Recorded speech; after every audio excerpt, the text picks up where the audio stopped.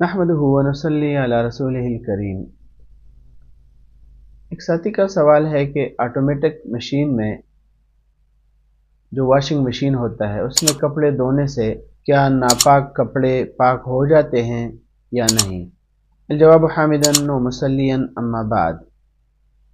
مسئلہ یہ ہے کہ اگر پاک کپڑے مشین میں دھوئے جائیں تو انہیں 3 پانی سے دھونا ضروری نہیں ہے، اور اگر کپڑے ناپاک ہیں یا پاک اور ناپاک کپڑے دونوں ملا دیے ہیں تو انہیں پاک کرنے کا طریقہ یہ ہے کہ 3 مرتبہ پانی سے دھویا جائے اور ہر مرتبہ نچوڑا بھی جائے۔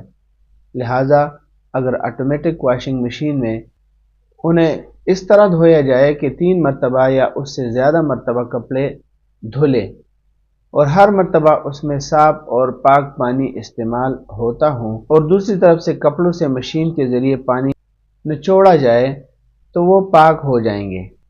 اگر پہلی مرتبہ پانی میں سرف اور صابن وغیرہ بھی شامل ہو تو جدید آٹومیٹک مشین میں یہ سہولت موجود ہوتی ہے کہ جتنی مرتبہ کپڑے کی دھلائی مقصود ہو اسے سیٹ کر دیا جائے۔ مشین اتنی مرتبہ نیا پانی لے کر کپڑے کو دھو کر ہر مرتبہ نچوڑ دیتی ہے، تو لہٰذا اگر 3 مرتبہ یا اس سے زیادہ دھلنے کی سیٹنگ کر کے کپڑے دھوئے جائیں تو آٹومیٹک مشین میں ناپاک کپڑے دھونے سے پاک ہو جائیں گے۔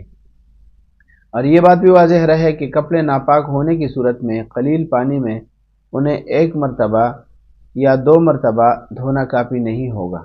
اس لیے اگر دھوئے جانے والے کپڑے پاک اور ناپاک دونوں طرح کے ہوں تو ان کے دھونے کے لیے یہ طریقے اختیار کیے جائیں۔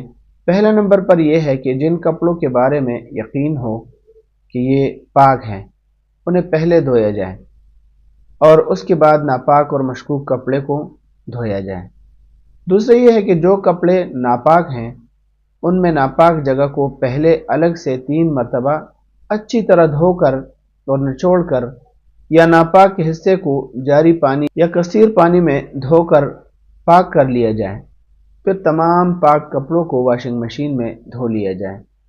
تو اس صورت میں دوبارہ واشنگ مشین میں 3 مرتبہ دھونا یا بہت زیادہ پانی بہانا ضروری نہیں ہوگا۔ ہاں، اگر جاری پانی میں یا کثیر پانی میں ناپاک کپڑے کو اچھی طرح دھو لیا جائے کہ ناپاکی زائل ہونے کا اطمینان ہو جائے تو کپڑا پاک ہو جائے گا، اگرچہ کپڑا 3 مرتبہ نہ دھلا ہو، جیسے کہ فتاوی ہندیہ میں ہے ازالتها ان كانت مریۃً بازالۃ عینها واثرها۔ اسی طرح محیط کے اندر بھی موجود ہے، اور ہندیہ کا حوالہ ہے جلد نمبر 1 صفحہ نمبر 41 اور 42۔ اسی طرح فتاوی ہندیہ کا دوسرا حوالہ ہے جلد نمبر 1 صفحہ نمبر 42 پہ، وما علینا الا البلاغ۔